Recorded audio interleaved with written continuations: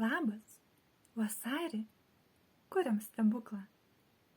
Mažinam reiklumą ir savikritiką, grožimės ir gėrimės vieni kitais.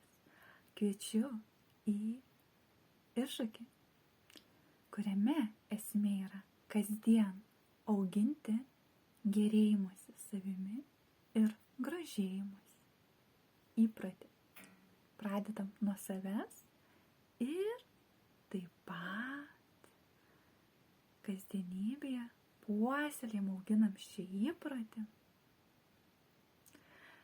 Ir kada pajaučiam norą ir kitą pradžiuginam, ar draugę, ar kolegę, pasakom komplimentą, pasakom, kuo žavimės, kas nuostabaus ir ypatingo žmoguje.